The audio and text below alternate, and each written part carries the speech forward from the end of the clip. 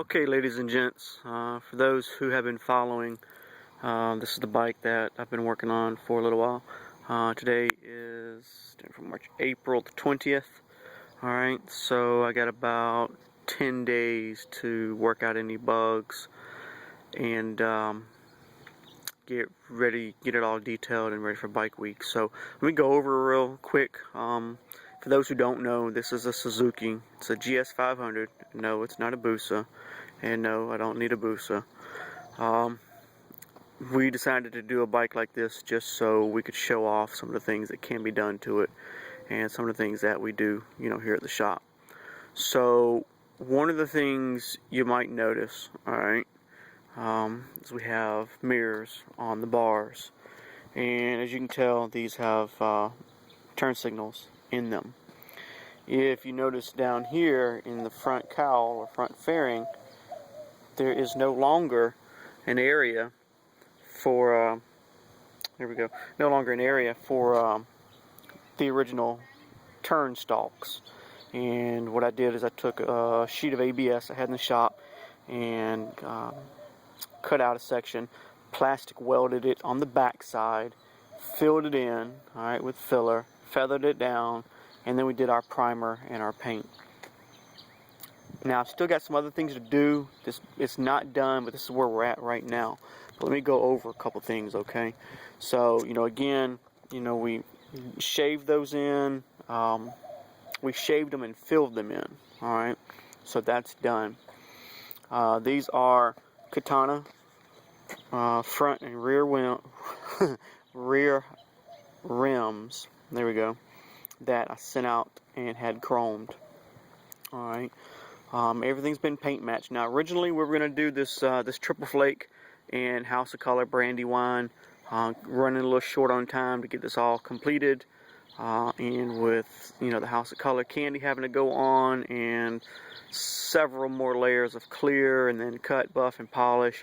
It was just apparent that with all the other projects I have for other customers, we weren't going to get this done in time. So we cut the candy short, and so right now we're just running triple flake. It's a holographic flake. It's orange, yellow, and red. So you'll see a little bit of it there. All right. Now this does have a 2.8 Morimoto Bi-Xenon Hid projector retrofitted. Okay. And that's an XB plasma ring that you see on top of the shroud. And I'll get into that in just a moment. At the bottom, down here, there's actually a Cree, it's either 7-watt or 10-watt LED parking light. Okay, so everything's been changed out to LEDs on the bike. The turn signals, front and rear, the parking light, the indicators, which I'll get into that in just a moment. Well, we can do it now, okay. While we're also here, as you can see, the bars have been swapped out. These are 89 OEM clip-ons. We took the Vortex clip-ons that we had, took those off because it had to drop the front end about an inch and a half to put them on. So we lifted the front end back up, put these new bars back on. All of this here was bead blasted. Well, it was chemically stripped, bead blasted, and then etch primer, 2K primer, and then of course your base and your clear. Alright, so all this has been cleared. It's cut, buffed, polished, super smooth. Your gear and your different indicator lights here have all been changed out to LEDs. If you haven't noticed, alright, so that's a zero gravity sports touring screen, smoked. We have 3 switches here, here, and here. Those are waterproof switches. I'll get into those in a moment. This one here controls the halo ring in the front. Okay. Let's see if I can hold this and do it at the same time. There you go. So even in the daylight, it's still super bright. At night, it's just more spectacular. But so that's that. All right, what else? Because we took the mirrors off here and put them here, we added little accents, chrome spikes. Did the same thing for here and here. The wheels, since these are Katana wheels, the front wheel went from a 110 to a 130. Okay. And the rear wheel went from a I think 130, it's now 160. Okay.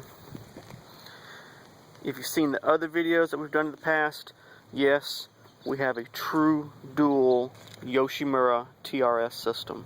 Okay.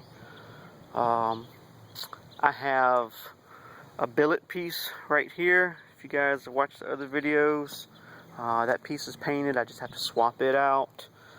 The rear sets, again, are something that we bought. Those are Gixxer, I want to say GSXR 1100 98 rear sets. I think that's what they are. All right. But again, those were stripped all the way down from the old paint. They were repainted and clear coated. All right, same silver as the rest. Those do not have holographic flake in them. All right. The rear shock, as you can see there, is a Yamaha R6 shock. Okay. The T-Rex sliders. All right. God forbid I have to lay it down. Hopefully we won't tear everything up in the process. That's supposed to protect it. We'll see. Well, hopefully not, but you get what I'm saying. The brake master cylinder is a part of the rear sets, and the reason being is because of the way the brake line comes off. If we use the original brake line and this this hose here that comes up to your master cylinder reservoir, all right, it's funky on how it lines up. So we took the original master cylinder and used it with the rear sets. The brake calipers have been painted also, as you can see. The brake calipers are actually a XXX flake. It's a very micro sequence flake. It's very, very fine. You'd really have to look closely to actually see the flake in it, but they're triple black gloss, that flake. The rotors, again, are painted the same as the rest of the bike, that triple holographic flake. What else? Aluminum bar ends that came with the handle grips. Of course, all those were replaced also. The tank. I had this on an extra gas tank. It's just a little chrome sticker, if you will, just goes on the gas cap. Makes it look better than the OEM gas cap. All right, to fit the Katana rear wheel. See if I can get a video of a good shot of this. The brake arm. All right, you can see. Maybe you can see how that bends out. Okay. Normally, you would have to take the OEM GS500 brake arm, heat it up, and bend it to get clearance. That is a Bandit 1200 rear brake arm because it fits that rear wheel. So it gives us the space that we need in order to run that wider tire. All right. If you haven't noticed, that's also a Bandit 1200 rear wheel hugger. Okay. That had to be modified a little bit, had to be retrofitted, but it fits, works great. Okay, awesome look. What else? What else? Obviously, it's a Shoei. All right, that's an RF 1100.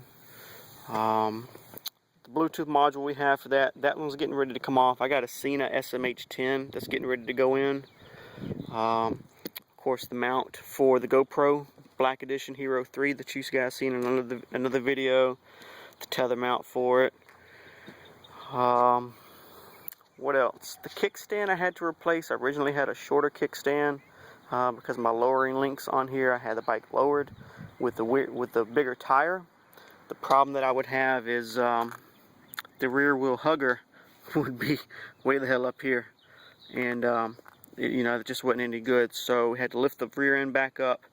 And in the process of doing that, it made the kickstand too short, so that's an OEM kickstand we put on. Alright, let me go over this real quick. The shift linkage. Okay, if you guys can see this, not getting much light on the screen here, But the shift linkage, you know, again, it's the same rear set as the other side. It's a matching set.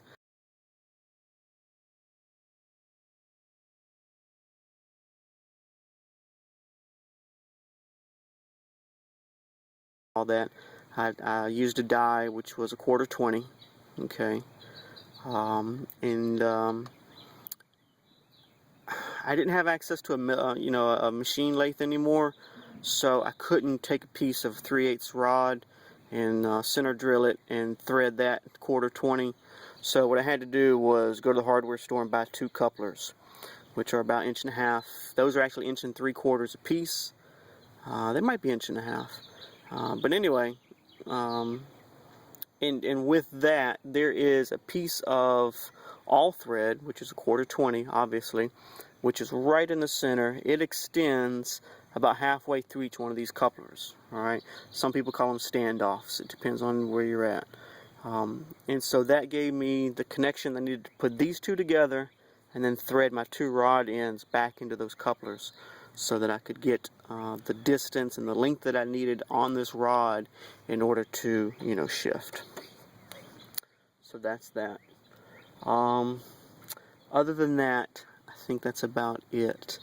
I got another piece of video I'm going to show you later tonight. We got some lights on this that we're going to really light up and show off. It's going to be really, really awesome. Pieces I still have to go on. I've got a tank protector that's got to go on. This sports touring screen is actually probably going to get swapped out with a double bubble. Alright. The fork brace is getting swapped out with a billet piece. The center cap here is going to get swapped out. The main fairings that cover the engine, I actually have those. They are painted the same color scheme. I haven't put them on yet because, excuse me, I was just taking this out for a test drive earlier, and I wanted to make sure everything was golden before I reassembled everything 100%.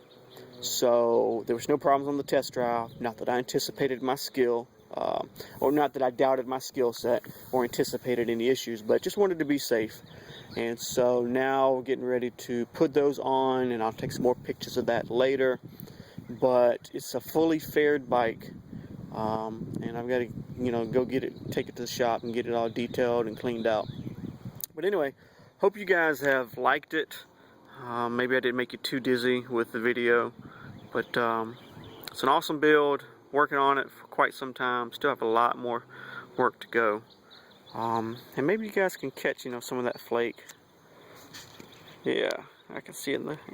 It's hard for me to see what you guys see because I got a glare on my screen.